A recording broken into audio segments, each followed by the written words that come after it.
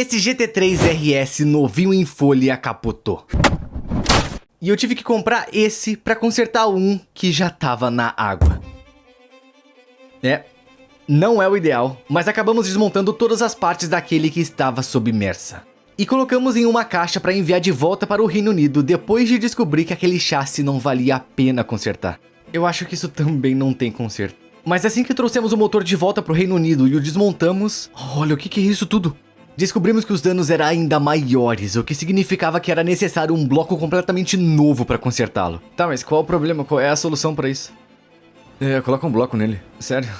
Então agora eu tenho que consertar essa carroceria e esse motor, pois as 145 mil libras que eu gastei foram pro lixo. A primeira coisa que temos que tirar é esse teto. É muito forte. Ele parece ser a prova de danos. Literalmente não tá fazendo nada. Não tá fazendo nada e tá protegido por PPF. Dá pra ver o que são os 12 mil.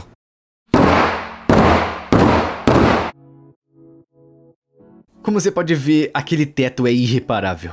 Assim como o do carro na América. Tem 4 parafusos por baixo que os prendem e o resto do teto é selado da mesma forma que um para-brisa. Então tô usando bastante calor e depois um martelo e um cinzel para abrir o telhado à força. Fogo! Ai meu Deus. Esse teto é tão frágil que quase não tem estrutura. Quase lá. A última e definitiva peça.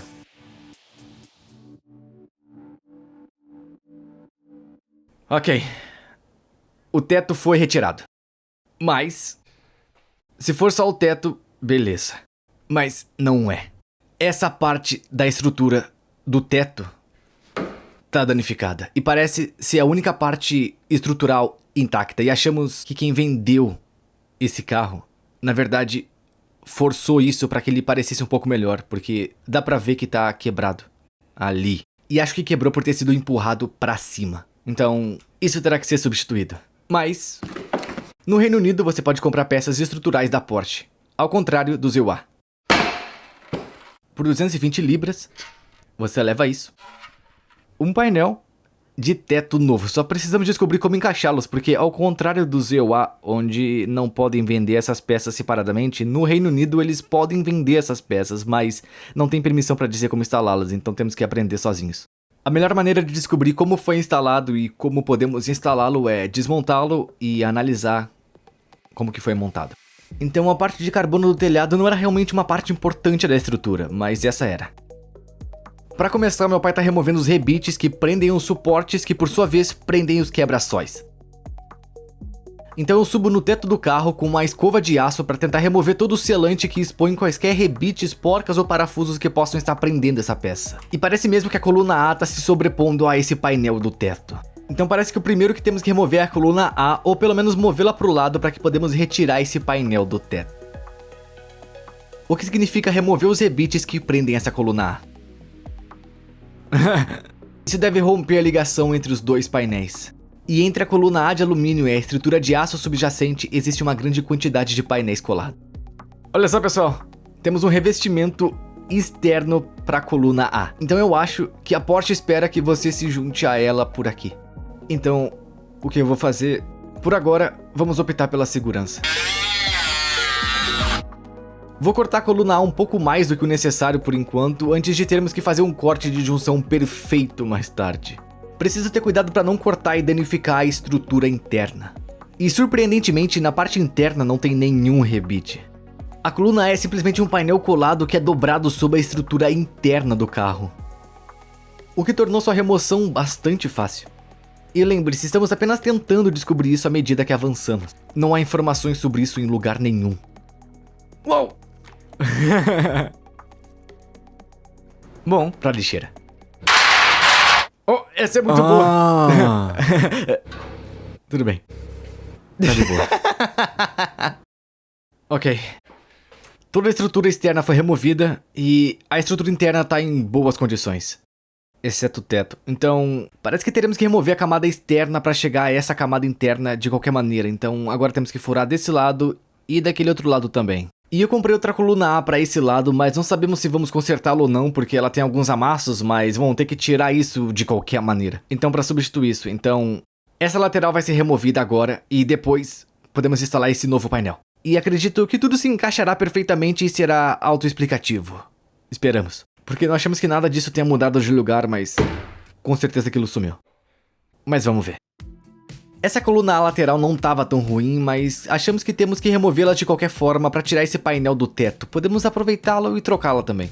Isso evita o custo do conserto. E agora eu tô trabalhando para remover aquele painel do teto, aquecendo a cola que o fixa para que perca sua resistência, removi todos os rebites com uma furadeira e depois usei o meu formão para separar a peça. Aquilo era fixado apenas por 9 rebites. 2 deles com 18. E só. Vamos fazer desse lado agora.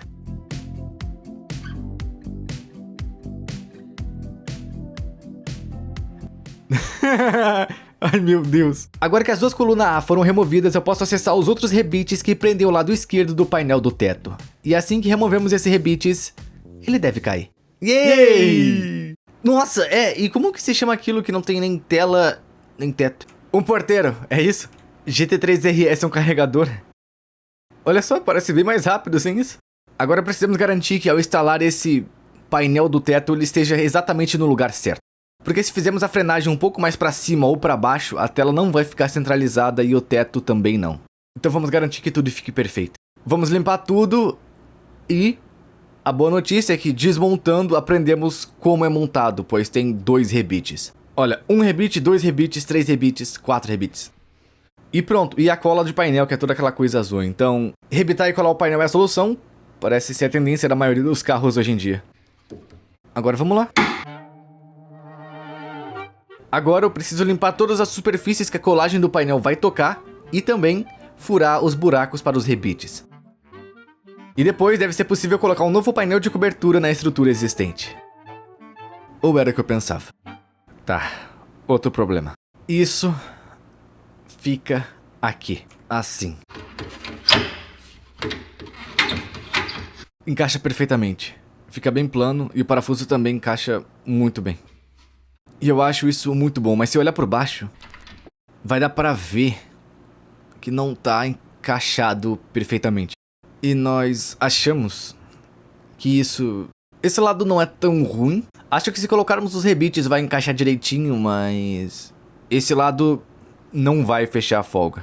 Mas como achamos que esse carro tá capotado e a parte tava torta, tudo foi empurrado pra baixo. Inclusive, essa parte da estrutura aqui que também foi rebaixada. E dá pra ver uma pequena dobra nessa parte aqui. Mas, felizmente, esse pequeno trecho é uma seção e nós os temos em parte da estrutura interna ali embaixo. Olha só isso. Então, é uma estrutura interna de aço. Então achamos que se tirarmos isso daqui e soldarmos ali, tudo deve ficar bem. O único problema é que precisamos acertar em cheio no lugar certo. Mas precisamos fazer isso direito agora, senão o para-brisa pode ficar assim quando instalar. Vamos tirar esses pontos de solda. Não é o ideal, mas é assim que são os carros danificados em acidentes. Felizmente, eu acho que isso deve ser fácil de resolver. Como a estrutura interna é de aço, ela é soldada por pontos. Então bastaria remover esses pontos de solda, retirar o painel e soldar o novo painel de novo. Mas primeiro eu vou marcar o local. Depois podemos começar a perfuração.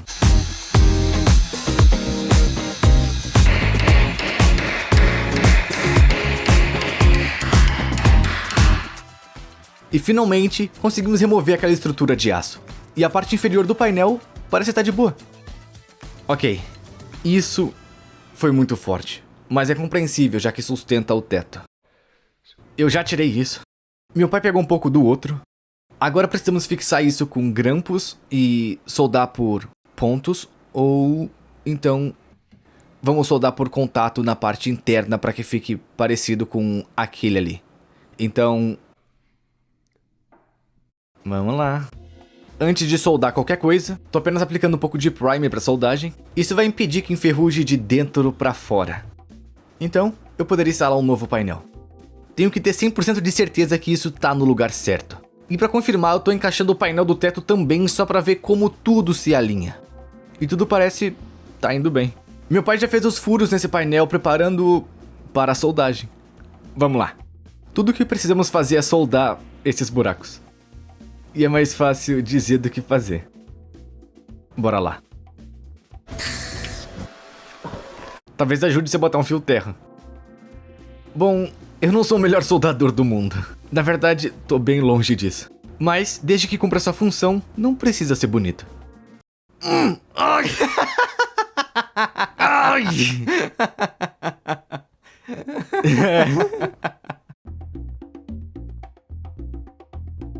Eles não estão muito bonitos, mas será que cumpriram a sua função? Vamos descobrir.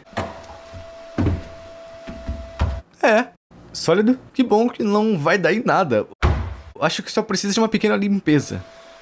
Né? Na minha opinião, ficou perfeito.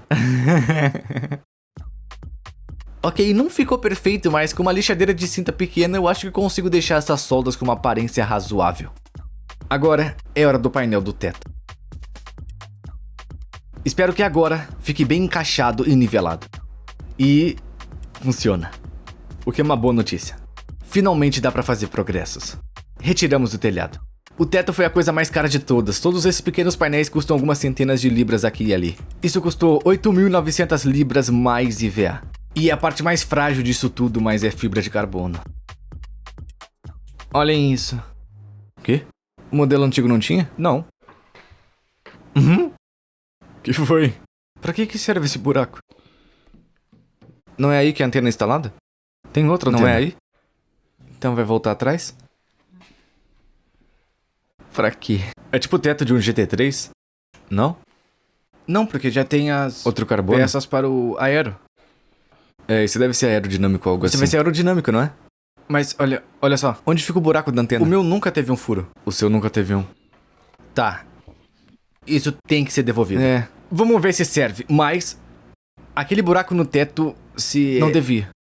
Não, eu sei que estão tentando fazer parecer um supermercado seguro, mas quer dizer, é um pouco aleatório, deve ser pra melhorar a aerodinâmica. Não precisa ser nada além disso. Bom, apesar do buraco no teto, íamos ver se ele se alinhava de qualquer maneira. E é só pra isso que precisamos desse teto. Tomara que consigamos um sem esse furo mais tarde. O que podemos fazer agora é continuar a instalar o painel na parte da frente, o que requer colagem de painéis e rebites. Como estamos unindo alumínio e aço, não vai ser possível soldar os dois juntos. E é por isso que a maioria dos carros hoje em dia são montados com painéis colados e rebites. Você só precisa garantir que tudo esteja impecável e no lugar certo antes de colocar qualquer um desses itens. Então tô furando os buracos para o rebite agora. E então, de repente surge. Limpe as superfícies e então podemos aplicar a cola Mansory. Só mais um pouquinho de lixamento para garantir. Cola Porsche. Se você solicitar as peças necessárias para a montagem dos painéis quando encomendar uma das peças estruturais da Porsche, eles fornecerão. Mas a única coisa que eles não vão te dar é as instruções para fazer isso. Então você tem que resolver isso por conta própria. A menos que seja uma oficina mecânica registrada. Acho que agora você consegue fazer um bolo de casamento. Com a cola de fixação espalhada uniformemente no novo painel, podemos agora colocá-lo no lugar e tirar os rebites pelos buracos que acabamos de fazer.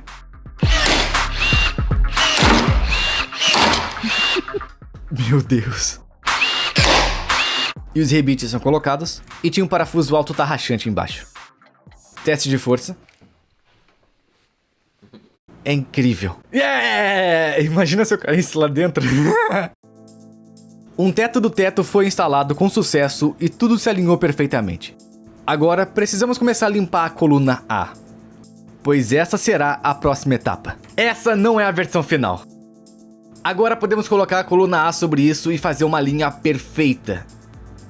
E é essa que vai importar. Mas eu já pratiquei 2 vezes e melhorei um pouco. Só precisamos garantir que esse corte fique perfeito quando instalarmos a coluna A.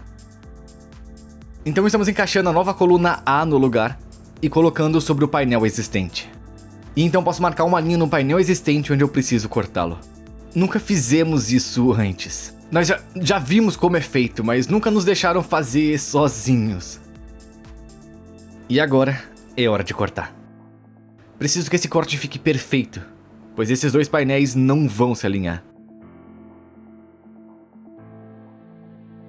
E depois de alguns cortes cuidadosos, removemos o excesso da coluna A. Então podemos voltar a colocar a coluna nova A e ver como que eu me saí. Mano do céu. Tá perfeito? Mano do céu. Considerando que você não usa óculos. Mano, tipo, como é que a gente vê isso? Tá no lugar certo? É, olha só. Tá? Então, o que você também deve fazer é, tipo, inserir alguma coisa, mas seria melhor encaixar um pedaço de metal assim. O que eu já vi as pessoas fazerem pra cortar é colocá-lo por baixo do painel no local onde as duas partes serão unidas. Desse jeito você vai ter uma superfície para soldar um pouco mais de estrutura embaixo da junção. Apliquei um pouco de adesivo para os painéis da parte de metal que sobrou e depois por baixo da coluna A existente. Enquanto esperamos a cola secar, podemos começar a limpar a nova coluna A em todos os pontos onde a cola vai ficar em contato. Assim podemos ter 100% de certeza que a colagem vai ficar funcional. Após a limpeza, é hora de aplicar a fita adesiva de duas partes no painel, garantindo uma distribuição uniforme por toda a superfície. Então vou espalhá-lo de forma uniforme e homogênea e vou poder colocá-lo no lugar. Agora não tem mais volta, isso tem que funcionar. Uma vez no lugar, podemos colocar os ribetes de volta ao longo da frente e da parte de cima, depois envolver a parte interna do painel na estrutura interna.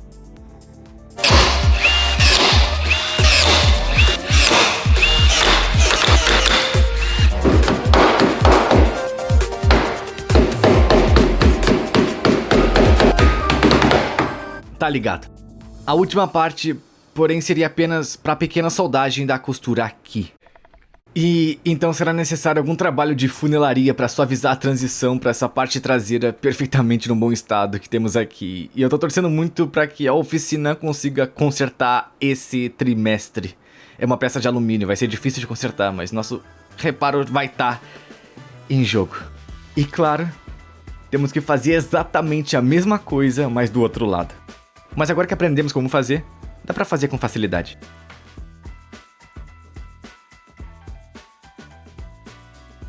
E existem duas colunas A quase reparadas.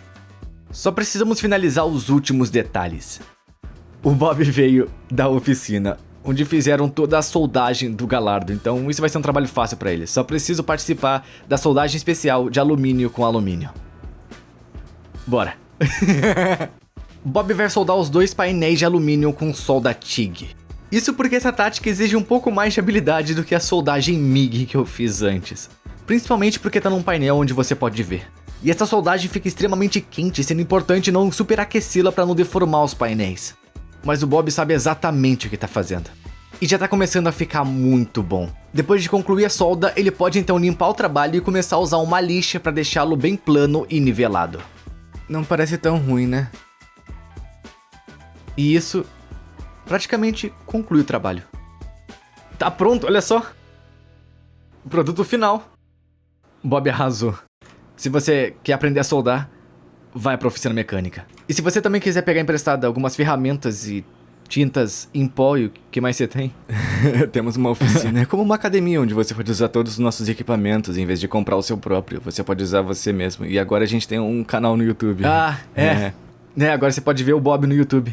Agora o carro vai pra funilaria e pintura e temos um motor pra reconstruir. Vamos. Esse é um motor GT3 RS, completamente desmontado. E tivemos que fazer isso porque descobrimos que os cilindros estavam cheios de ferrugem. Olha o que temos.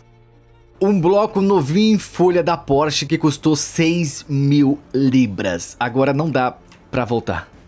Impecável. Um bloco de cilindros totalmente novo da Porsche. Tínhamos a opção de reparar o bloco antigo, mas nunca pensamos que ficaria tão bom quanto saiu da fábrica, já que esses motores são realmente confiáveis. Então um bloco novo seria criado. Esse é o começo. E agora tudo que precisamos fazer é colocar tudo isso aqui. Nunca fizemos isso antes.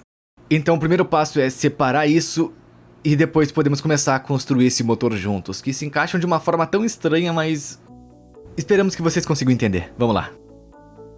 Primeiramente, o bloco se divide em dois. Não precisamos desse lado agora. Esse lado volta depois. Tá animado? Muito animado. Então podemos virar esse lado para que fique de cabeça para baixo e depois tem os pistões e as bielas que eu marquei para garantir que voltem para o cilindro correto. Não vamos correr nenhum risco. Biela, pistão Anéis de pistão. Veja como esses anéis de pistão são um pouco mais largos que o pistão. Precisamos compactá-los, pois eles vedam a abertura do gap do cilindro, empurrando para baixo sem quebrá-los, e também temos rolamentos ali, ó. Não substituímos nenhuma delas porque estão literalmente perfeitas e apenas a limpamos. Vamos. Lembre-se que esse motor apenas rodou algumas centenas de quilômetros, então praticamente tudo nele é novo. Agora estamos usando uma ferramenta especial que coloca o pistão para baixo, comprimindo os anéis de pistão contra o pistão, permitindo que você coloque o pistão no bloco. Um pistão instalado. E temos que fazer isso para todos os 3 pistões desse lado do bloco do cilindro, garantindo que os lubrifiquemos à medida que são instalados. Não queremos causar nenhum dano, ok? 3 pistões instalados, faltam mais 3. Mas com a forma como os outros foram instalados, o nível de dificuldade aumentou. Agora vamos virar esse lado do bloco do motor de cabeça para baixo para que possamos ver a parte inferior das bielas. O próximo passo seria instalar o virabrequim, mas não é possível colocá-lo diretamente sobre o alumínio. É preciso instalar rolamentos, e nós temos no bloco úmido antigo. Então vamos transferir esses rolamentos e colocá-los aqui. Novamente, os mancais desse bloco antigo são novos. Então vamos retirá-los de lá e colocá-los de volta no novo bloco do motor. Normalmente os rolamentos desgastados eles ficam muito brilhantes ou têm a aparência de um cobre, enquanto esses ainda têm um aspecto de prateado fosco. Então elas mal foram usadas. E esses rolamentos são usados para que o virabrequim gire. E lembre-se, esse carro pode atingir 9.000 RPM. Então é crucial que eles estejam bons. E também precisamos ter cuidado para que, se houver alguma vedação de borracha como essa, transferimos do bloco defeituoso para o bloco em bom estado. Eu tô só dizendo que eu coloquei um pouco de óleo em cada um dos rolamentos principais. Sim, os mancais principais, e também eu vou colocar um pouco de óleo nas bielas. Porque depois que o virabrequim estiver no lugar, vamos ter dificuldade. Agora você pode ver os mancais principais e as bielas com metade da cabeça da biela já instalada. E meu pai acabou de instalar a última arruela de pressão que impede o virabrequim de se mover para frente e para trás do bloco. Encaixar a manivela do eixo. Certo. Essas tampas que estão na biela são feitas com uma peça única e depois são quase quebradas na fábrica, então elas vão se encaixar perfeitamente na parte inferior das bielas, é por isso que todas elas têm nomes. Esse se chama HS5B, HH5B, Rusba. Então precisamos encontrar Rusba para ir até Rusba, porque o outro lado também vai se chamar Rusba. Mas se misturarmos, teremos problemas. É possível ver a parte inferior das bielas aparecendo aqui. E agora precisamos encaixá-las na tampa da biela correta. Tem o Rusba. Ah, é, ali tá o Rusba. Esse é o Rusba. Ali tá ele. Na verdade não fomos primeiro a Rusba porque o outro lugar era de mais fácil acesso. A tampa da biela desce ao redor do virabrequim e conecta ao restante da biela. E conforme o virabrequim gira, é isso que vai levantar o pistão e a biela para cima e para baixo. Ok? E outro aspecto crucial é apertá-los com o torque especificado. Você faz 10, depois 30, depois 190 graus. Sério? Só isso? É isso? Conseguimos encontrar as informações de torque para esses rolamentos. Você precisa apertar ambos os parafusos com um torque de 10, depois com um torque de 30 e em seguida girá-los em 190 graus.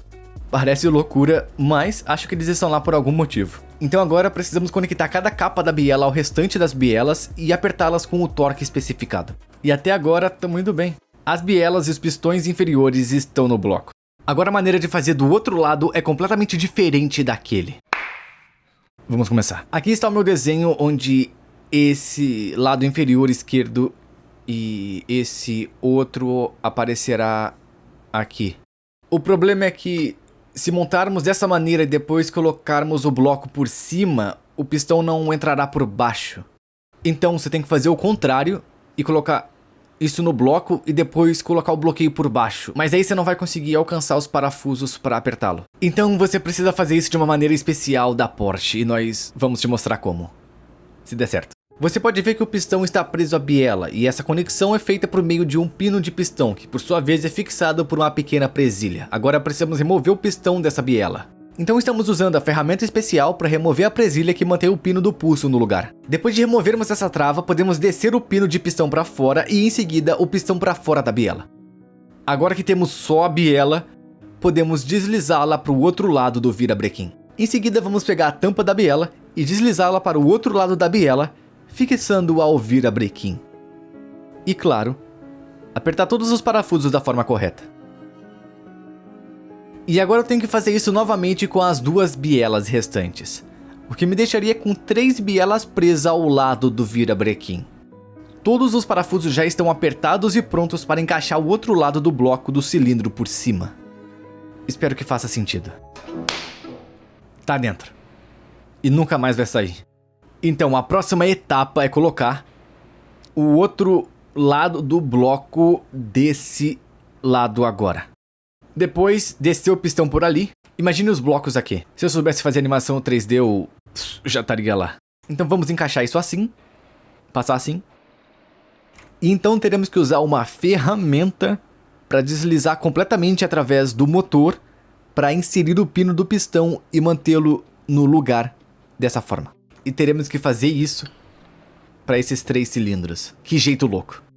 Nunca fizemos isso dessa forma antes, nunca vimos ninguém fazer dessa forma antes, mas é bem interessante ver como é feito.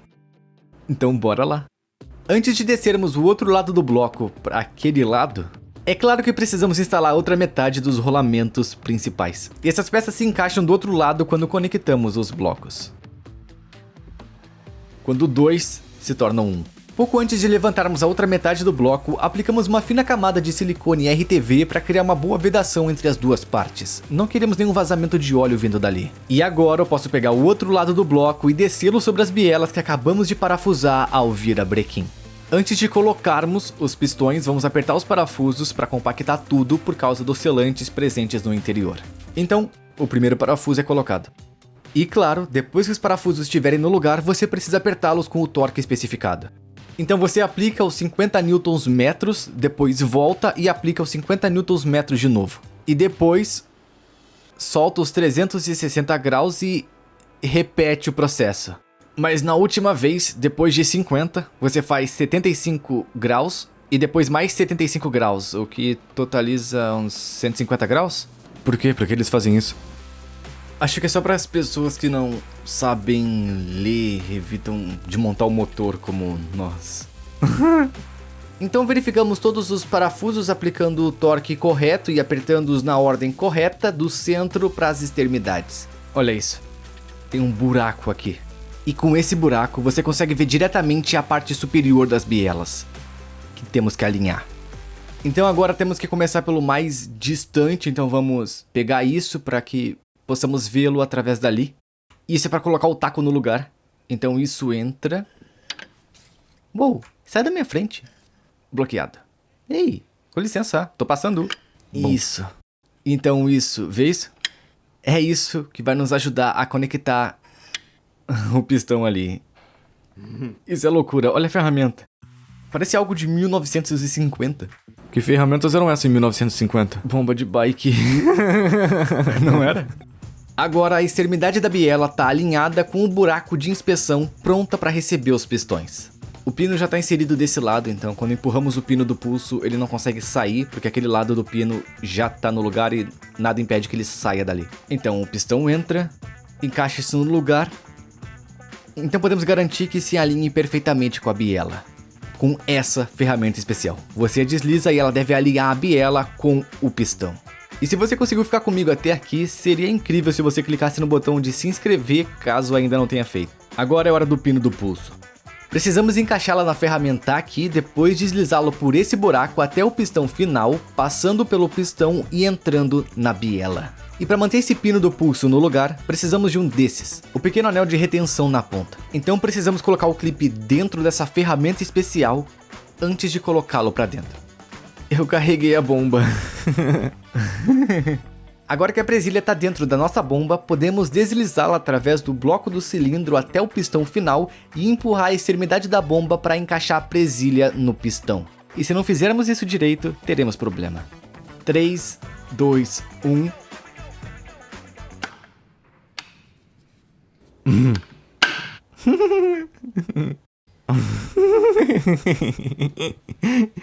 Vai em frente. Se fizer um... falhamos. Se não fizer, talvez passamos.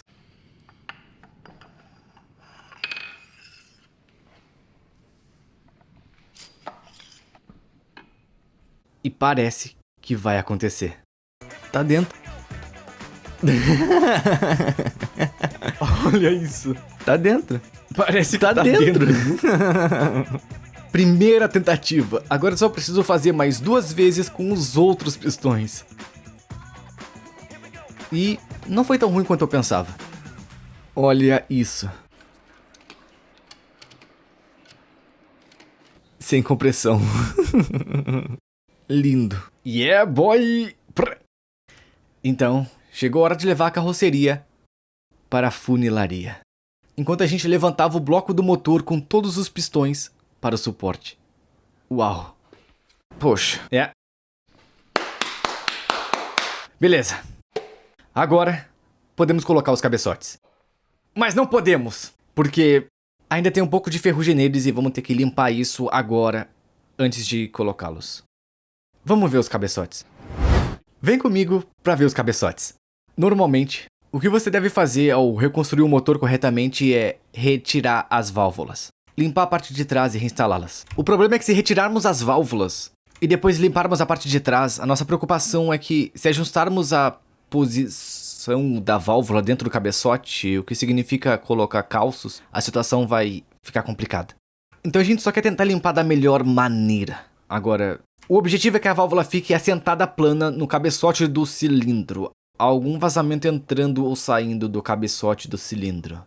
E sabemos que não tem vazamento porque já colocamos líquidos no fundo delas e estavam boas, mas vamos limpá-la apenas por precaução. Quando uma válvula se abre no motor, é importante que ela se abra completamente, mas também se feche completamente. E se não fechar, o motor não vai obter a compressão correta. Agora, como nossos cabeçotes estavam completamente submersos, estamos um pouco preocupados com a possibilidade de ter ferrugem na parte traseira. Mas sabemos que elas fecham completamente porque colocamos fluidos na parte de trás das válvulas e não houve vazamento. Mas queremos garantir que removemos o máximo de ferrugem possível antes de instalarmos os cabeçotes. Eles realmente parecem em péssimo estado, mas esperamos que seja apenas um pouco de ferrugem superficial. Vamos adicionar um pouco de produto de limpeza nas portas de admissão, passar um pano lá dentro e tentar limpar tudo. E na verdade não tá fazendo um trabalho ruim. Mas lembre-se, ainda temos que trabalhar nos 2 cabeçotes. Meu pai acabou de remover as aletas de admissão de outro cabeçote, então podemos começar a mexer nele. Enquanto isso, a carroceria da GT3 RS chegou à oficina. Agora que tá lá, eles podem inspecionar o resto dos danos. E espero que consigam desamassar os 2 paralamas traseiros, o que parece complicado. Mas voltando aos cabeçotes dos cilindros, eles estão com uma aparência muito melhor.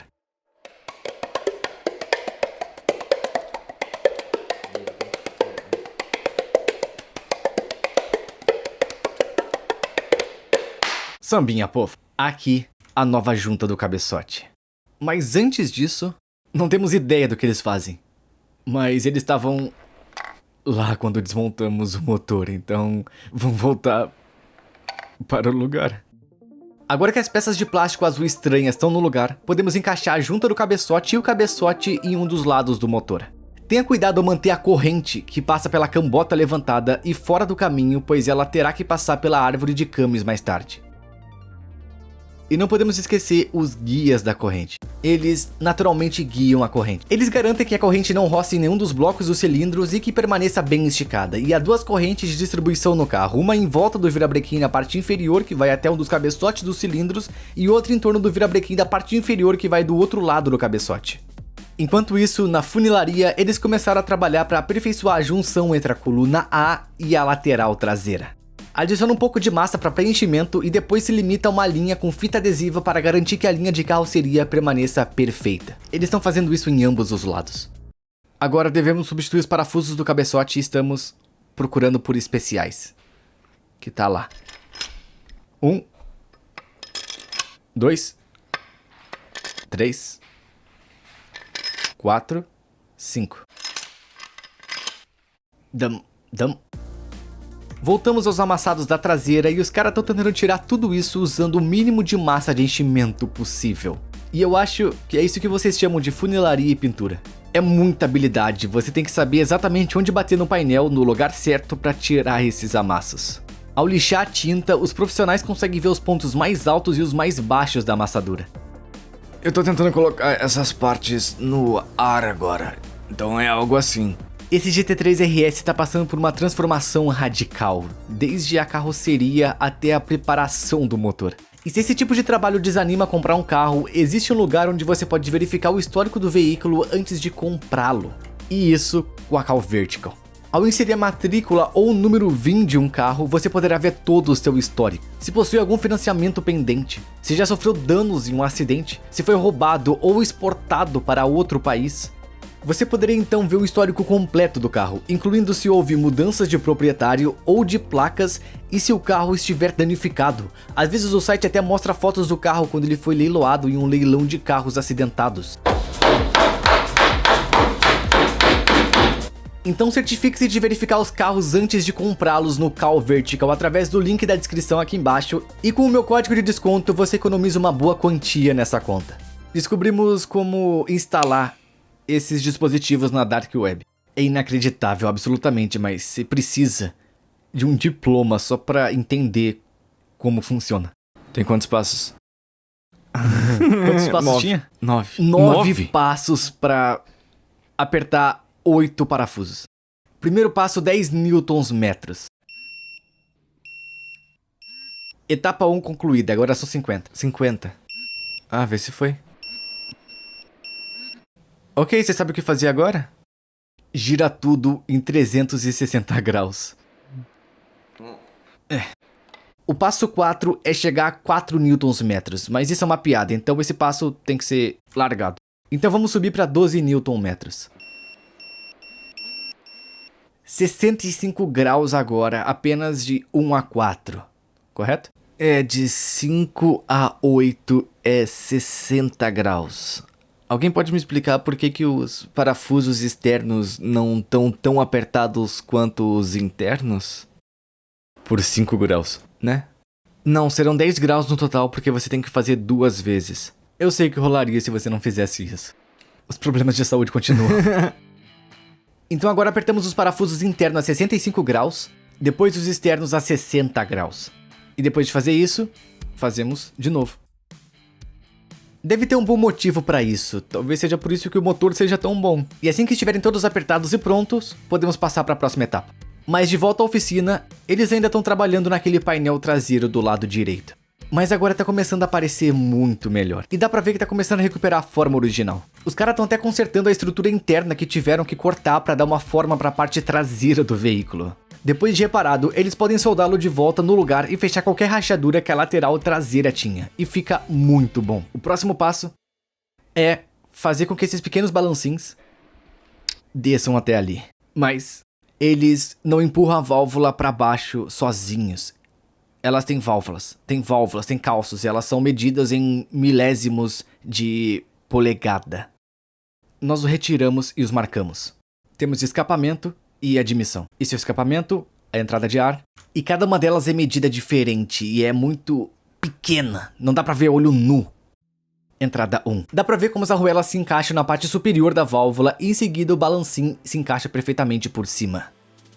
Se tivéssemos retirado as válvulas e limpado a parte superior das válvulas dentro do cabeçote, o processo chamado de brunimento, isso correria o risco das válvulas ficarem mais próximas do cabeçote do cilindro, o que significa que elas projetariam mais para a parte de cima, e por causa disso a arruela de ajuste entre o balancinho e a válvula teria que ser um pouco menor, o que significaria que teremos que encomendar muitas dessas arruelas de ajustes. Assim, mantendo-se a mesma medidas, todas essas arruelas de ajustes devem ter o tamanho correto para as válvulas. Antes de instalarmos os eixos de comando do cabeçote, precisamos garantir que o motor esteja girando na posição correta. Então usamos essa ferramenta aqui que se encaixa no virabrequim e gira o motor até que os cilindros da direita fiquem no ponto morto superior.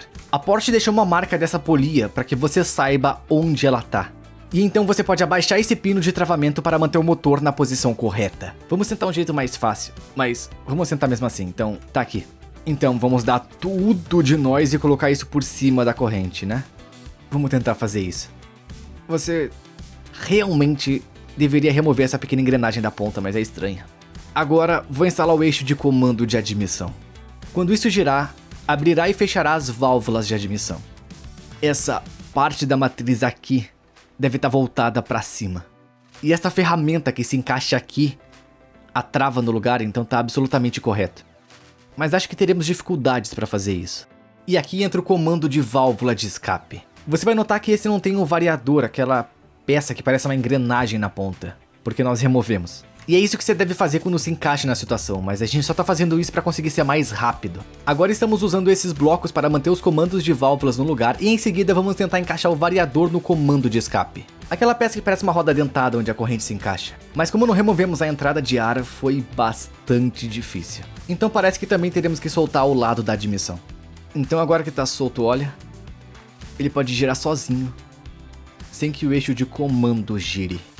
Agora dá pra conseguir colocar os dois. E quem diria que fazer da maneira correta daria certo? Foi isso! Funcionou! Então eles estão ligados, mas ainda podemos girar os virabrequins e mantê-los no mesmo lugar. Ok. Então agora sabemos que a metade inferior do motor tá no lugar certo porque colocamos o pino. Precisamos garantir que os eixos de comando estejam na posição correta antes de apertarmos tudo. Não queremos que nenhuma válvula bata nos pistões porque o motor não tá sincronizado. Mas antes disso, percebemos que tínhamos cometido um grande erro. Ah, não. Ah, e olha isso. Eu te disse quanto tempo levaria até termos que avançarmos 5 passos e depois recuarmos 3 e damos mais 10 passos e recuamos uns 20. E o que seu pai falou? Tá tudo bem.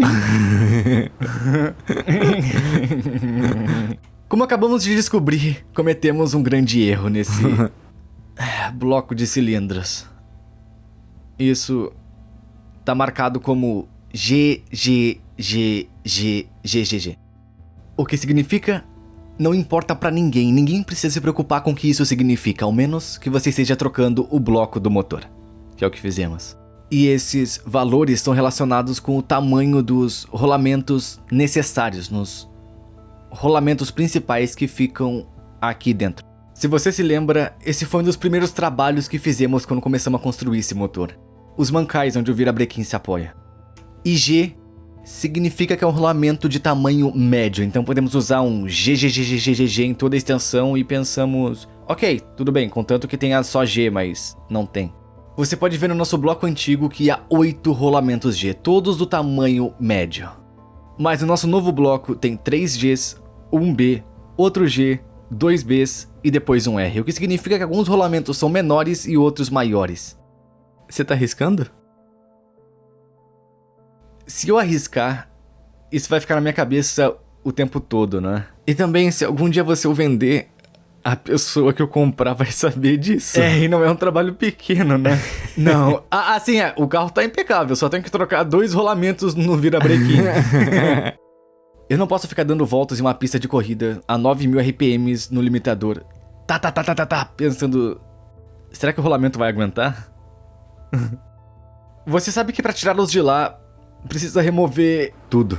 Os pinos Goodson, tudo. Os pistões, tudo. Os últimos 2 dias foram um desperdício. As diferenças de tamanho serão mínimas. E tipo, se o Matt simplesmente mover a linha vermelha pra baixo, em vez de 9.000, podemos colorir pra algo como 7.500. Tudo isso tem a ver com o fato dos blocos serem feitos de alumínio fundido. E nem todos os blocos são exatamente iguais. Por isso eles fabricaram rolamentos de tamanhos diferentes, caso a peça fosse fundida fosse um pouco maior ou um pouco menor. Eu não sei ao certo quanto isso vai importar. Você tem que levar em conta que isso se aplica aos 2 lados da carcaça, então é uma questão de folga. É. Então, tudo bem, você poderia dizer que aqueles 2 com maior folga talvez não seja um grande problema. Mas para aqueles com folga menor, eu gostaria de verificar a resistência. Se você gosta de apostar, provavelmente diria 75%, tá bom? Você quer correr esse risco? E se acontecer, vai causar mais danos do que um bloqueio. Certo. Ok. Todos assistiram o vídeo até aqui. Pra saber o que a gente tá fazendo, basta voltar ao vídeo. É isso que a gente tá fazendo. Eu não posso correr o risco de improvisar. Esse motor terá que ser completamente desmontado de novo, o que significa encomendar muitos parafusos novos, pois uma vez instalados não poderão ser reutilizados, mas ainda bem que percebemos agora e não quando estávamos prestes a começar. A carcaça está pronta. Olha isso, é fresco. O que é isso? Primer de alta espessura? O que é isso? Epóxi de alta espessura. Epóxi de alta espessura. um quarto concluído. E tá com um visual impecável. Vamos analisar do outro lado. Isso é bom, não é? A boa notícia é que ela já tá pronta pra ser pintada. Sem amassos nas laterais e ninguém diria que a coluna A é completamente nova. Os caras da oficina destruíram tudo. Agora temos que escolher qual cor usar. Não vai ficar rosa, mas também não vai ficar branco e nem preto. Vai ser uma cor um pouco diferente. Eu espero que fique muito bonita. Veremos isso no próximo vídeo, porque agora precisamos desmontar esse motor e remontá-lo completamente. Mas da próxima vez, tudo isso estará pintado. Muito obrigado por assistir o vídeo. Se você gostou, se inscreve no canal, dá um like e a gente se vê no próximo vídeo. Até mais. Hoje eu estive muito ocupado. Eu vi o meu filho furando buracos. Como foi seu dia? Eu tava furando buracos e meu pai tava me observando.